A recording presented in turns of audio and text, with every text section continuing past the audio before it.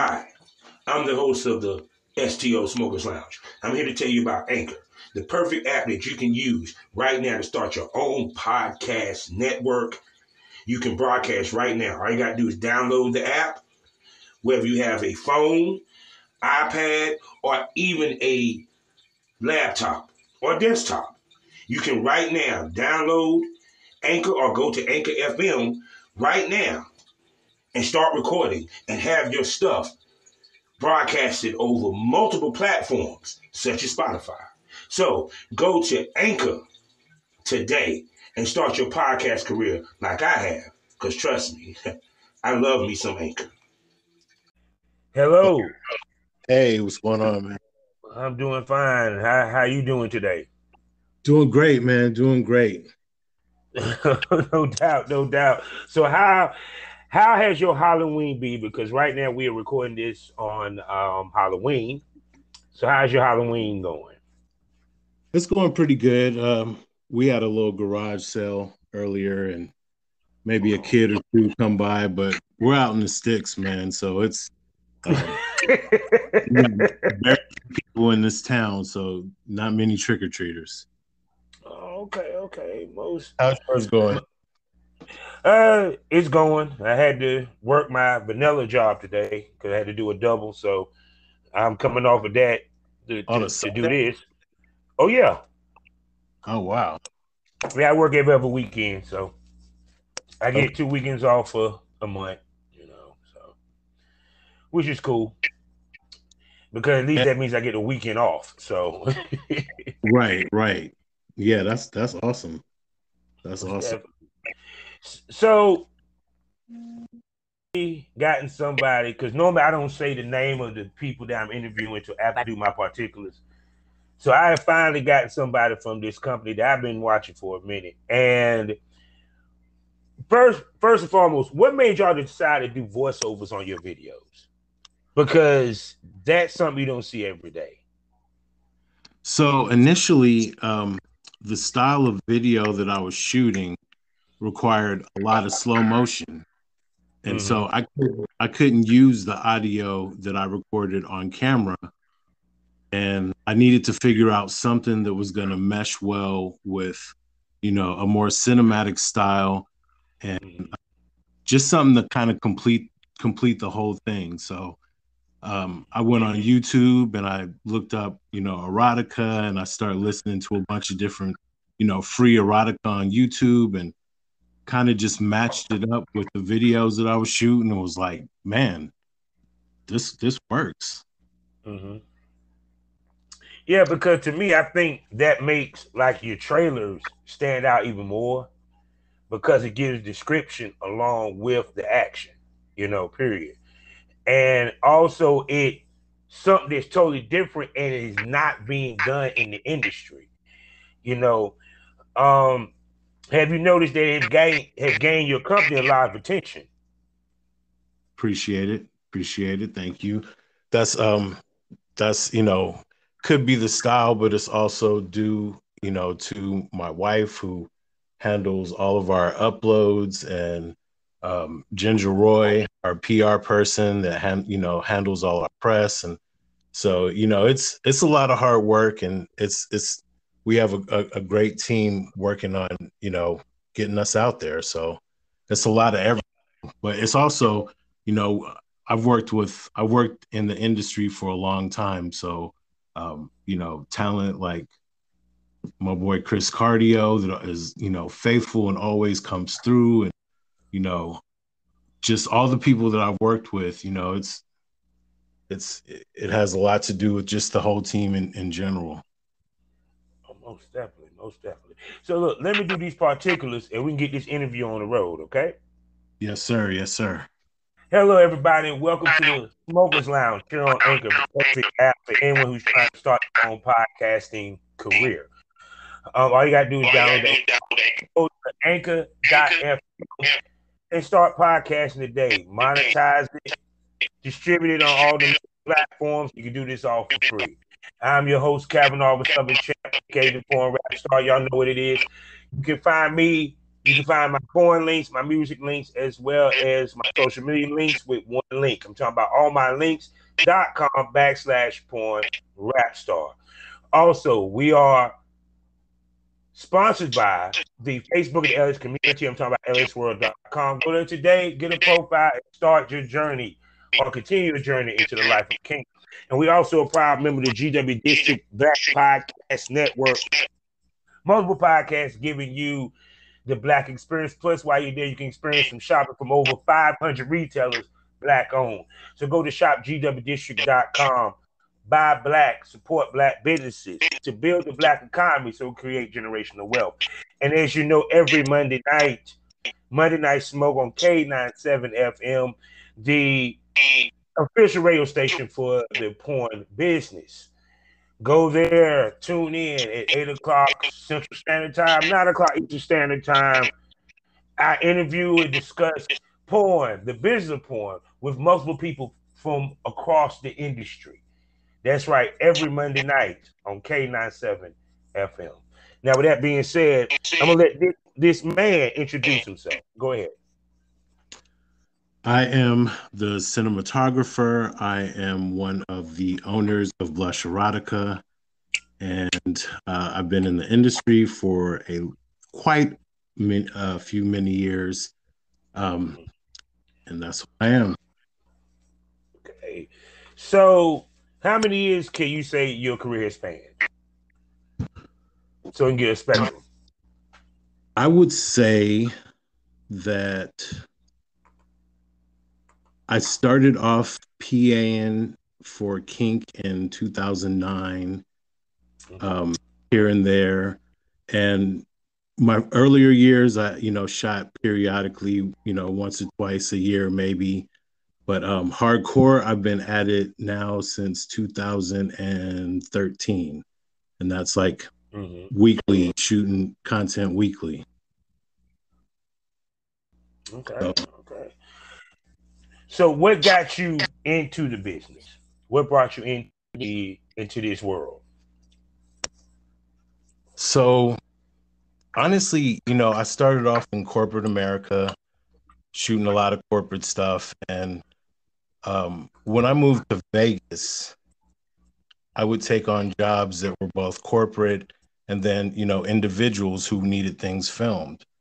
And I would say a lot of different things, but my wife kind of has me, kind of was the one that pushed me in the direction by having me work with one of her friends at the time, Dirty Diva, and then a woman named Sweet Fruit, who she's what really like pushed my career and got me, fully into everything. She through her, I worked with just a ton of people, and just kind of spiderweb from there. So you were doing both photography and videography, correct? Yeah. So I wouldn't consider myself a photographer. Okay. I shoot photos for, whatever projects I'm working on, and I'm trying to get better with photography, but I am a cinematographer. Well, I mean, to me, from what I have seen and my experience, you're a photographer, bro. What you talking about? Man, I appreciate that. Because even to be a cinematographer, you still have to be a photographer in many ways, because you got to have an eye to catch the beauty. You feel me? And from your videos and from the pictures that I've seen, you have an eye for the business. But go ahead, continue. I just wanted to say that. Well, I appreciate that, but like the way that I see it, I have a video eye. I can see video no matter where I am, no matter what I'm looking at, I can see a video. When it comes to photography, I'm kind of limited in my vision for what I see, and until I get better with that, I personally wouldn't consider myself. But I appreciate the compliment, though. And also, I do want to say, man, that I haven't heard a lot of podcasts that I just truly enjoyed, but yours has definitely been one. I think I reached out to you like maybe a month and a half ago, just randomly, and I was like, damn, I gotta hit this brother up and just let him know I like his stuff. Thank you. Yeah, definitely.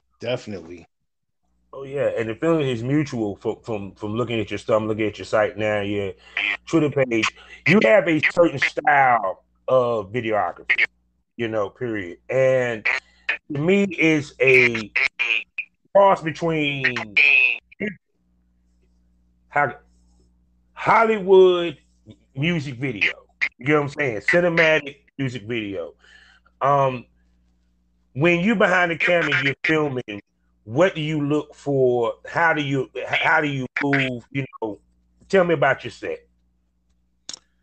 I try to do a lot of depth of field, which is like, a clear foreground and kind of a blurry background. So Yeah. I look for a lot of that. I try to get the models to, to move away from like flat backgrounds. So that's like kind of one of the ways that my, style of filming works. And just, honestly, I see the room, I see decorations, I just see it. I don't really know how to explain it any better than that. Mm-hmm. I'll give you say. So, what made you decide to move into starting your own XXX company?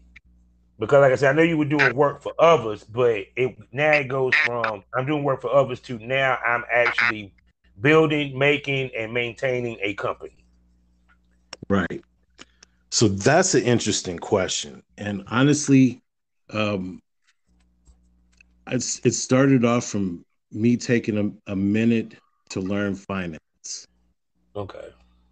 And from finance, from learning about money and how money moves, and all the different avenues to invest your money in, came learning about passive income. So the big question was, how do I create money while I'm sleeping? And being the fact that I was already in the industry, most of the time just getting paid per job, I decided to, turn that into passive income. So, to kind of go along with what I'm learning with investments. Mm-hmm. That's what you're saying. So you decided, you said, fuck it, I'm going to invest in myself. Pretty much, man. Pretty much. It was just, I'm just trying to think of all the different ways that I can, create some sort of retirement for myself, because I've been an independent, independent person, cameraman, company since 2008. I haven't worked a job since 2008. So I'm getting older, and I needed to figure out some kind of way that, I can have a backup plan. Now, with you, different from a lot of guys I talk to, you're a straight up producer. I've talked to very few of them. The steps of getting into business as producer is different from that of being a male talent / producer. What steps did you take moving forward to start your business and to secure talent for your business? Well, for my business, it's kind of different. If your question is like, how did I get in the industry, like as a cameraman, or is it more about... Like when you started Blush Erotica, Right. you didn't have any content. You hit play, you know what to do. What step did you take moving forward once you said, I'm doing Blush Erotica, this name my company, I'm moving forward? How you secure talent? What paperwork you had to go through? What were the steps that you had to go through to secure your company and to get your company moving? So I've been working with a lot of these people for a lot of years now. So all I did for the most part was, open myself up for a content trade. Mm-hmm. So, a lot of people are always looking to hire cameramen anyway.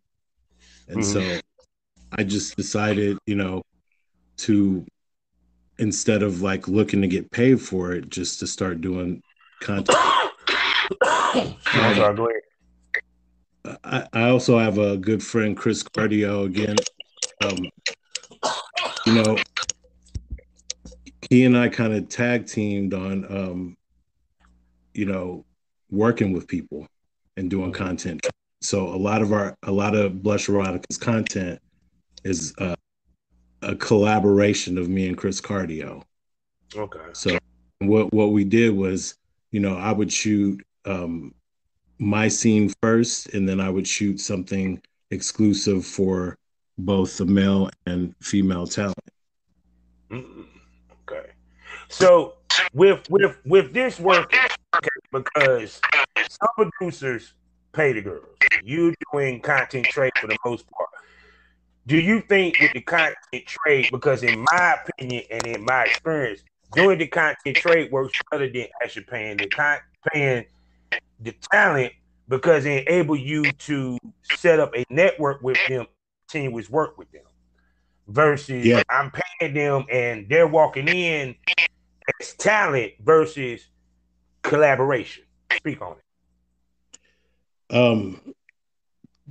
Definitely. So definitely content trade is king, you know, for all parties involved, because it's just a collaboration of people getting together and putting in some work, and then all leaving out with something at the end of the day that they can, you know, monetize in their own. So, you know, a lot of times when I talk to models who are looking for paid shoots, I'm like, you know, paid is good. Paid gets you marketing, you know, gets you in front of companies and get you seen in front of like fans and all that. But at the end of the day, you always want that one thing that you can, you know, monetize on your own. And, you know, so I don't know if that answers your question. I feel like I kind of missed something in there, but No. paid versus trade, you know, Because paid is good, but huh? No, go ahead. Finish what you're gonna say. No, I was just gonna say paid is good for, you know, getting yourself seen, but content is king. So, you know, the owner, it's all about the ownership. Now, when it comes to people paying others, you know, it all, I guess it all works the same way, because if as a producer, if I'm paying for a scene, then I'm walking away with the scene, and that person is walking away with money. And I, you know, for me, it wouldn't equate. Like, to be honest, I've been doing trade scenes for probably a little over a year and a half now, and I'm almost disgusted to some degree when somebody wants to pay me, because it's not disgusted, it's disappointed. I feel like that was an opportunity, you know, because I always girls, what if that's your hottest scene and this dude got it and you can't get it? Right, It's exactly. you ever did, the hottest shit you ever shot, the hottest shit you ever filmed, and they have it and they can't make money. Just like if a girl does her first gangbang and she does it with a company that paid her, that might be the only gangbang she did, but she can't profit from it because she got paid for that one time. Exactly. And I think a lot of people look at the short-term goals of, you know, walking home with money. But the way that I always explain it is, you know, if a company's willing to pay you X amount of dollars, pay the male talent, pay for your test, pay for your location, then, you know, they're not going to take a loss on that, you know, production. They're going to make money off it. So, like, you know, you taking some temporary money over some long-term money, you know, I don't know. It all depends on what stage you are in the business, because some people are newer and wouldn't even begin to understand that, and then they're the vets. See, I think they're understanding more now than they were years ago, because you've been in the business for some years, so you kind of have a similar perspective as me, you know, period. Especially from being someone that was behind the camera a lot. Is that a lot of girls came in looking to get paid up front, but thanks to OnlyFans, now girls want that content because they saw the power of content creator. Right, exactly. Because I'm pretty sure get you up, they hitting you for the content not as much as probably get paid. Especially the type shit you putting out. I mean, come on. they getting Hollywood quality shit for content. Appreciate it, man. Seriously. But you know, not right. You're right, though. At the end of the day, even if it's not Hollywood, Hollywood type scenes, you're gonna be able to sell that forever. So why give that up? Yeah. So because the thing of it is, that's why I tell females, like, for example, which this is part of a question I'm about to ask you. When people step to you for the content trade, when they step to work with your company, okay, what do you look for to say? Because I know you're selective of who you work with. Let's make this clear. Because being that as a producer, especially us being men, because I keep it 100 on this show, we have to tread lighter than the women. Because our reputation gets valid way quicker than them. You feel me? So when people step to you about doing content trade with your company, what do you look for? What they need to bring to the table? How they need to represent themselves when they step to you? So that's kind of a hard question, because it is seriously, because on one note, like, sometimes I like it when, new girls step to me to work with our production, because whether they have the skills or not, I want them to feel beautiful at the end of the day.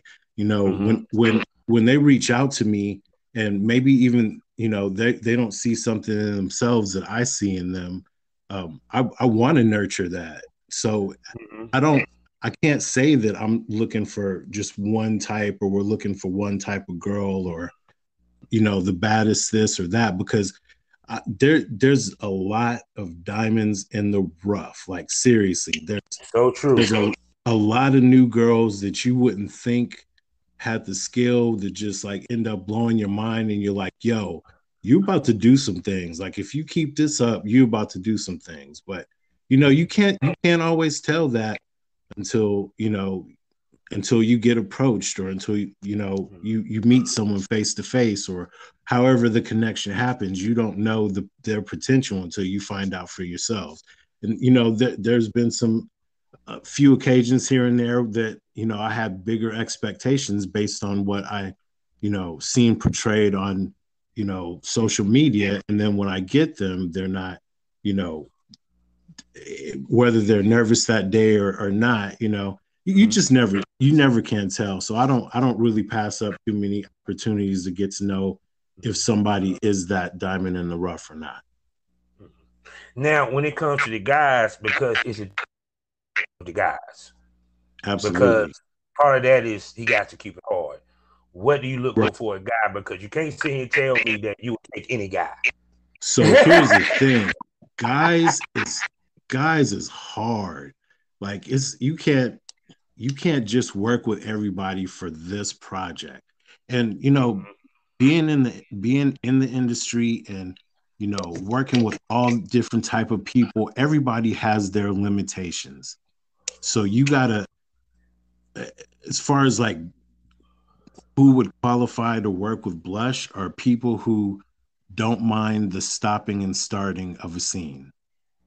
And that's not everybody. I know a lot of people that, when they set up a shoot, they want to run through that whole thing, one take. They don't want to stop. They don't want to change positions. Now I want to stop you right there. All right. Explain the start and stop for my listeners, so they know the difference between the two type shoots. Because you have the shoots that you're talking about, which is, I call that Hollywood, because that's how Hollywood do this shit. They stop and start. Then you have the amateur flow through.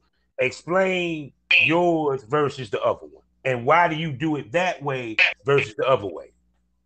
So my work is on a fluid head tripod.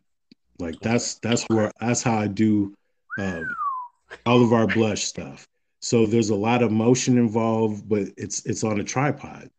So I need certain positions, just like everybody else when they set up a scene, they want, blow job, Yeah. see looking, and then 3 positions or whatever. I need that same thing.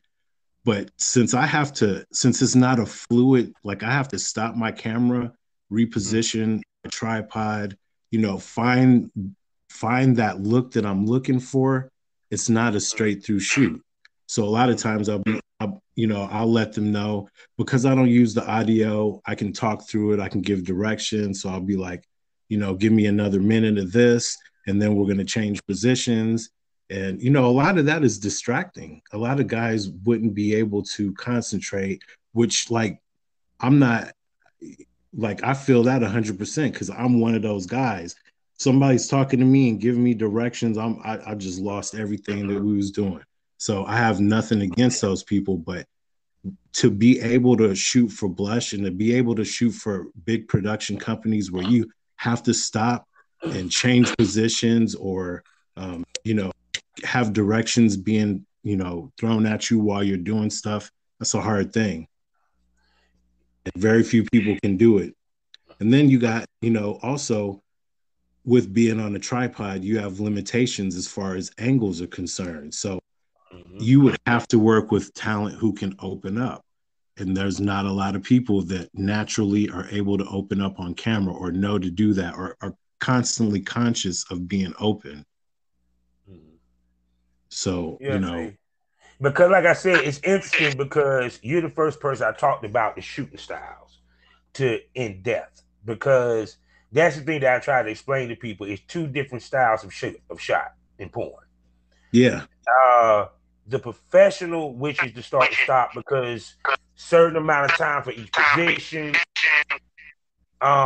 It usually have 3, maybe 2 cameras, a stand camera, which is a stand, and then you might have a walk around, but he stays out of the way of the other camera. With your situation, it's more about the tripod, where you're getting that certain angle, you want to get that, nurture that, and then move on to the next one. You get what I'm saying? Kind of like a photographer almost. That's why I say you take a photographer. He says he's not a photographer. He takes a photographer approach to videography. What the fuck can I say, goddammit? I'm just saying. Because a photographer would sit there, have that girl in that pose for 5 minutes to take 10 shots. So it's kind of the same thing. So what you're absolutely is you're grooming people for a Hollywood shoot, and they're not even realizing it. Interesting. Okay. Seriously. Okay. Because how I they can shoot see how you Hollywood. say that. Right. Yeah. Exactly. I mean, any big production company, they're sometimes it's you got long days filming. You have to change your cards. You have to offload stuff. The girl has to fix their makeup. Their eyelash came off, or anything could happen. So it's not when you're on an amateur set, or you're doing an amateur shoot, you're just filming. You're just there to, like, stop and start the camera when it starts and when it's over. You don't care, like, if you messed up in an angle, or whatever the case may be. But professional shoots aren't shot like that. There's a lot of stopping and starting. So with your style of shoot and your style of scene, what's some of the reaction you get from the fans? Because I know you're getting them something that is different, unique, that's not been done in porn. You get what I'm saying? What's some of the reaction that you get from your fan base? Because I know they're loving it. It's pretty much exactly what you said. It's there are people that are thankful that they're able to find my stuff, because that's what they've been looking for and they haven't been able to find. And I'm not saying it doesn't exist, because I'm sure it does at somewhere, but dude, you made making love look sexy again, dog. They just be because no, seriously, because in the world where it's about hardcore sex, you give a sensual side of sexuality with Blush. And I think that was making y'all stand out even more, because you can't sit and tell me that you have an old school influence when it comes to porn, like myself, because I don't know your age bracket, but it seemed like to me, you like me kind of like the old school Emmanuel, the old school Man, porn that you get me. that's yeah, man, that's exactly what it is. That's exactly what it is. It's the old school stuff, you know? Yeah, It's the, you know, like me personally, I love the intros back in the day. I love the storylines back in the day. I love the yeah, conversation, the dialogue. You know, personally, I love the, you know, trying to figure out what she might look like with her clothes off, you know, before it happens, kind of thing. yeah, So I've never been, you know, I've never been one to turn away at a good little 4 or 5 minute intro, because you know I might yeah, even rewind that part because that's the part that stuck out to me and made it a story and made it what it was, you know. yeah. Because at the end of the day, everything else is just sex. So for me, the story is what makes it. And see, too, you also have a knack to tell a story with the sex, also That's through not your me. video. See, but I That's mean, but that's it like that's put it this way: even though your talent is good, your cinematography tells the story also. Because a lot of people don't realize uh, that when you put the scene together, you're actually telling the story. It's like, okay, put it this way: when you do a straight through scene, it's the right. talent that's telling the story. But when you do it the way that you're doing it, you're telling the story using the talent. You see the difference? Absolutely, absolutely. Because it's you're piecing the puzzle together versus the way I used to shoot. We like my shit where we did a skit, it was improv, go straight to the fucking. I direct how we do it within the scene by me talking shit or what have you. Being a talented producer, period. Right, And it was straight through, period. With you, you're taking pieces of it and you're adding it because you're gonna be getting different angles and stuff like that, even though it might be the same position. You get what I'm saying? So it's like yep, you're using the talent versus the talent is telling the story. I said, no, you're right, not. right, man. I appreciate that. That good way to break that down. I never really thought about it like that. But what I do enjoy is the fact that once I shoot the scene, I can Mhm. mix it up any way that I need to. Yeah. So it gives me a little bit more playing room to figure out what the story is going to be about later on after I shoot the scene. Mhm. So shoot. So how do you come up with the scenes? Like, what and and how do you fit which talent that would fit? Really, I don't I don't really come up with the scene like you would think. I look around the room, I shoot B-roll. Mm-hmm. So it could be like, say I walk in a room and there's a clock and I decide to shoot the clock, and you Mm-hmm. know then I shoot outside the window if the car is passing by. And I just do a bunch of different B-roll, you know, depending on where we're located. And then I kind of figure out what I think the story is going to be about, and then I let the writer, you know, have that, you know, their direction of where they want to take the story. And then I work with an amazing voice, you know, crew of people that do voiceovers. So Lady Apollo is my main person, and you know, she tells the story, and that's what it is. So I wish I was better at coming up with situations beforehand, but unfortunately, that's kind of not how it works. Well, see, the thing of it is it's like George Papa used to say on the 18. I love what the plan together because that's the purpose of having a team, Right, period. Because each person brings something to the table to make the whole, right, period. absolutely, It sounds like you got absolutely. a serious strong team or what have you. So, um, be it that, like I said, you run your own site or what have you. You have a standalone site. Of course, you have a different platforms, what have you. This once again, this is the part where the dicks go limp and the pussies go dry. We're gonna talk about the biz. How much do we pay attention to the numbers? And when the numbers are down and the up and down of this business as far as money wise, what do we do to pick up the sales? So my wife handles all that. And Shouts out to Ginger wife. Roy, right? And Ginger Roy handles all of the marketing. So what do I do?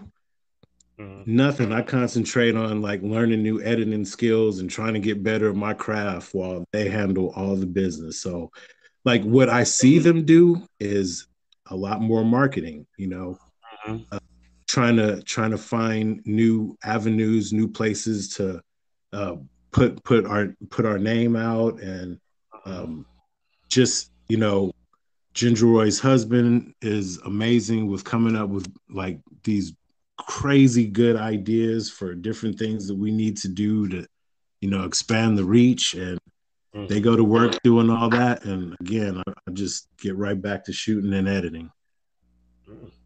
So, and y'all also have attended a convention, correct?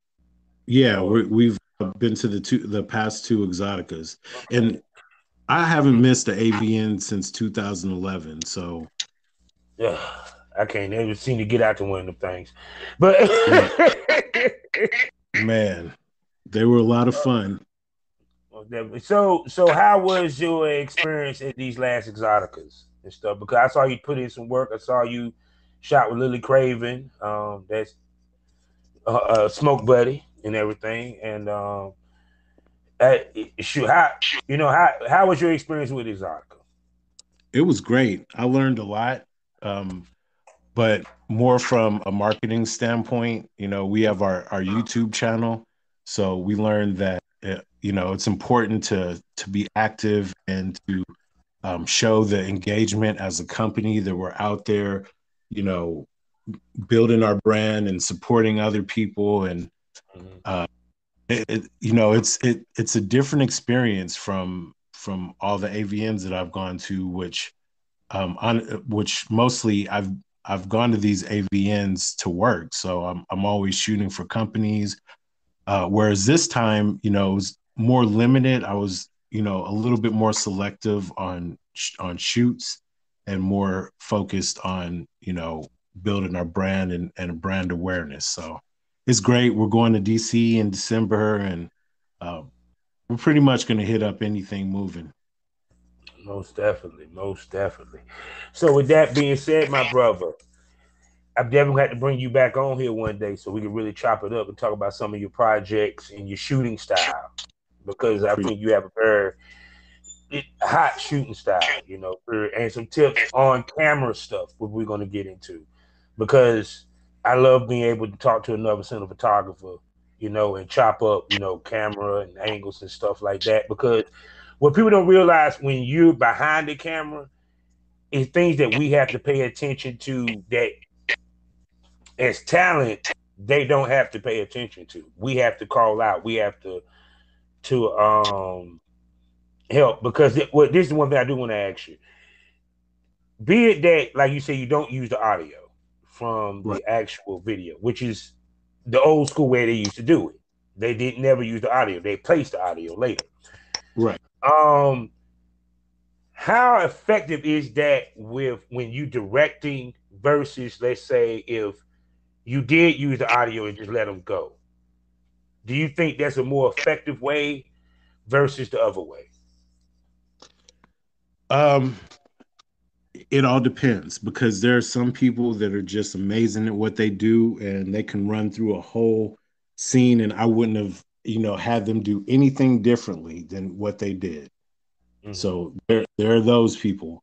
And then, you know, there, you know, are others that you need to give them some guidance. So it's more effective to do, you know, to be able to direct. But the cool thing about shooting with Blush is that we don't require a long shoot. So our anything shot through our company is going to be roughly around 10 minutes, maybe, you know, 10 minutes or less.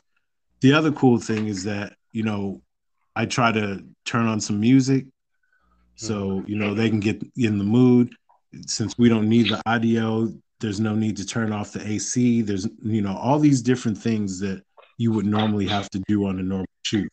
So that's the cool thing about shooting with no audio is that you don't, the noise doesn't matter. I get to, you know, so yeah. So that makes it a lot more, you know, comfortable. Now I'm gonna ask you this. It just hit me. All right. How do you handle if a dude come too fast? Say that one more time. How do you handle if when a dude come too fast? Well, if he can, you know, if he can continue, then we just shoot the rest of the scene and then, you know, remix the pop shot later on. Mm-hmm. If he can't continue, then it's just a short scene. Now, the reason why I asked that is because it always been the stigma that dudes had to be able to hold their can't come quick. If they came quick, they would get shunned, embarrassed, put on the white list. They wouldn't get work, anything like that. You know, I kind of want to dispel that because as a producer myself, if he comes quick, only thing I ask is, well, then shit, pretend like you're in the scene, and then we get it back up and we keep going. Speak to it. So I was just gonna say exactly that. So, you know, most of the times it's really it's no big deal, honestly, because as long as you can get it up afterwards, even if it takes you 20 minutes to recover, if you can recover, then we still have the scene. If you can't recover, at the end of the day, so when I started off, most scenes were a good 45 minutes to an hour. So that should let you know like where I entered the industry. And I've seen over time it go from an hour, 45 minutes to 30 minutes to most production companies now want 25 minutes to, you know, individual talents only needing 12 to, you know, 10 to 12 minutes, 12 to 15 minutes. So that's nowadays with, you know, the people's attention span and everything that you know, all this fast-paced motion, like it's not even really a big deal if a guy pops off quick. Yeah, it's really it's more a big deal for them. It is exactly. It'll bruise your ego, exactly. But other than that, it is what it is. It's not a bad thing, you know? But see, the thing of it is, to me, I don't think it should bruise their ego because it's still sex. I mean, because sometimes especially if you ain't popped, and then of course you're doing the stills the stills, let's say the blowjob stills beforehand, you know, or what have you. Some of these motherfuckers, they mess around beforehand. You're already gonna be built up by the time you get revved up. So it's kind of, and then too, I also tell dudes, don't be afraid to take a blue chew. Or go get one of them pills, because when you on set, your job is to stay hard. Exactly. I mean, regardless if you popped or not. I don't know too many people that, you know, that don't take pills. Actually, I'm probably more leery of somebody that doesn't take a pill than somebody that does. Because as a cameraman, that just means, all right, you didn't take a pill, I might be here all day. Yeah. If you take if I know you took it, then I know we're gonna get some work in and everybody's gonna be able to leave on time, go to their husbands and wives and go eat dinner or whatever their plans are. Yeah. See, because the thing about it is that because the game became so normalized and became so easy for people to come into, they don't understand there were certain things that we did, and we did it for a reason. That the reason why you shot 45 minutes because, well, actually, I still should do that to damn near. The reason why, because you got to think about the different positions. Then a lot of times you had to walk around camera, because I used to walk around camera. We didn't do the tripod too tough unless I was just by myself, you know, period. So the walk around guy, he moves. So you're going to stay in that position for a minute, because I'm watching him walking around. I'm like, all right, once he then came around twice, did it stop here. Okay, let's switch. You feel what I'm saying? Right. Yep. You know, period. it's a reason for the length. But what happened is when everybody was able to film with a fucking phone, now what will be 45 minutes, you got to give me ride, reverse cowgirl, cowgirl. We're able to get anal. If I got to put you on the table, now it's she's just sucking me off in the car for about 5 minutes, and that's your video. Right. Yeah, it could be as short as that. It could be anything nowadays. Yeah. So, you know, and then, you know, again, it speaks to people's attention span. You know, nobody has the attention span to watch a 45-minute movie anymore. I mean, you know. So. But see, the thing of it is, you did not buckle to that style. You stuck with your brand and the style that you have now. You feel me? So right. I'm gonna ask you this: because it's a microwave era, do you think the way you do your stuff make stuff stand out more than the average? I honestly don't even give it any kind of consideration at all. I just do me.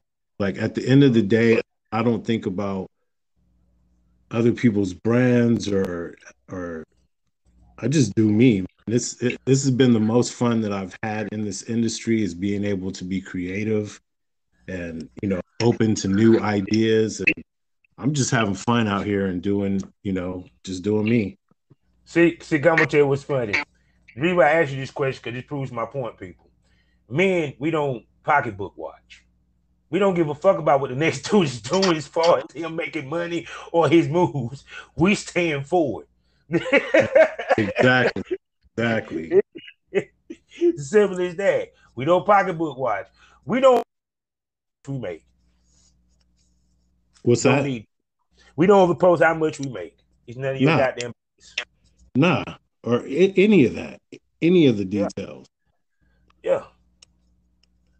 Because why would I want to give away the cookie and y'all ain't got no milk? You feel me? Right. So with that being said, man, tell stuff, man. BlushEroticaFilms.com, or I'm sorry, BlushErotica.com. Blush Erotica Films is our email.